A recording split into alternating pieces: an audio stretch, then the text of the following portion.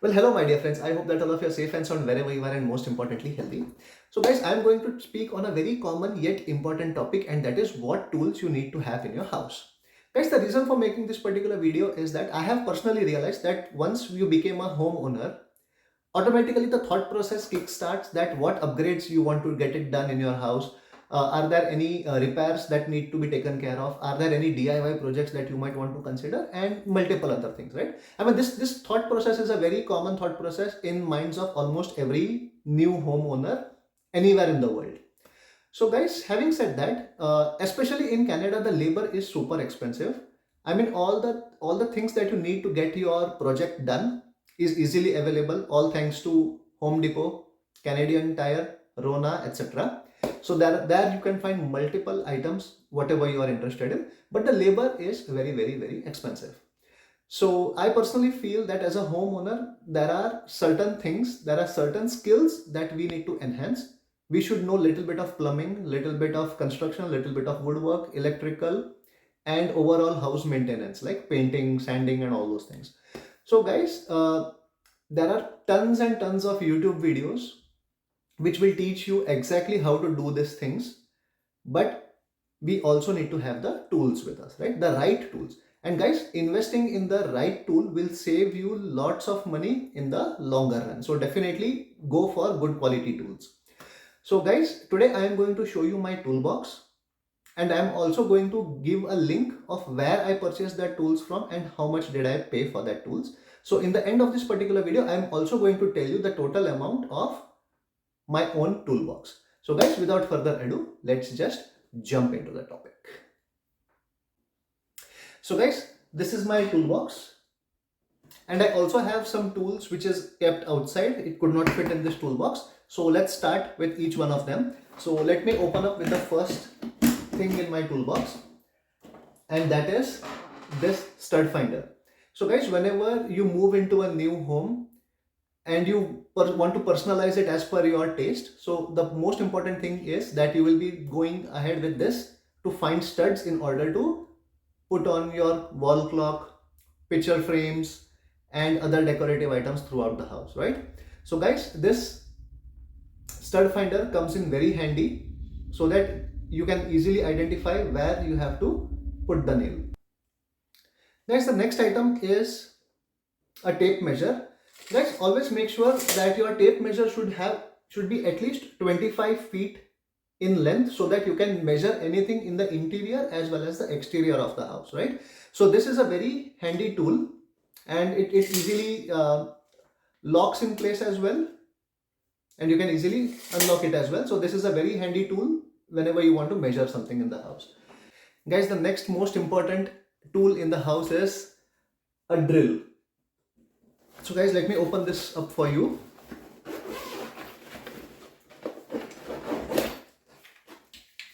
So guys, this is a good quality drill from Black & Decker, and this is the battery.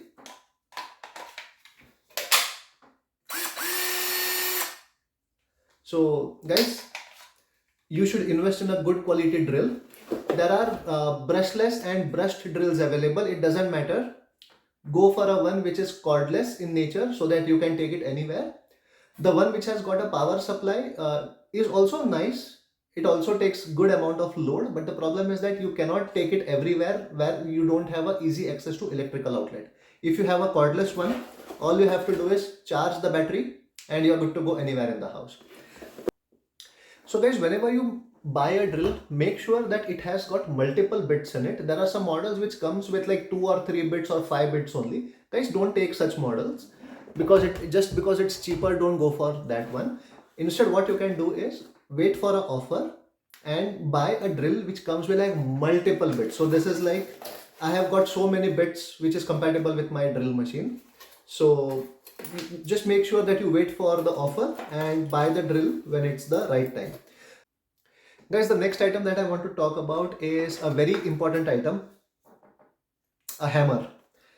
Guys, so I had got this toolbox from IKEA. This is probably when we moved to Canada 5 years ago. That time I had purchased it. It is available in IKEA for I think 1999. I am not sure, but around 1999. It contains a basic toolkit and it's very handy, very useful, but it does not contain all the items that is necessary. But however, I am using the hammer very often and even the plier and wrench. Guys, this is the latest addition to my toolkit and this is a 6-piece wrench and plier set. Guys, I was not planning on purchasing this one when I went to the Canadian Tire store, but just because this was on offer, I just took it. But if this would not have been on offer, I would have just purchased a couple of them, like the smaller ones. These bigger ones are like very heavy duty, maybe just to change tap, faucet, all those things, it will be used. So I'm not sure I'll be ever using it, but yeah, just because it was on offer and it just costed 20 bucks, I just thought let's have it and add it to our collection. Guys, the next tool that I'm going to show you is not important to have, but it's good to have, and I always wanted to have it because it's a multi-purpose tool and it's a oscillating multi-tool kit. Guys, you can use it to cut, to sand, and to scrape. So it's like multi-purpose tool. All you have to do is you have to change the attachment here and it can work in multi-purpose mode. So guys, it's a value for money. This was available in Costco for 40 bucks if I'm not wrong. So yeah, definitely a value for money and I purchased it immediately.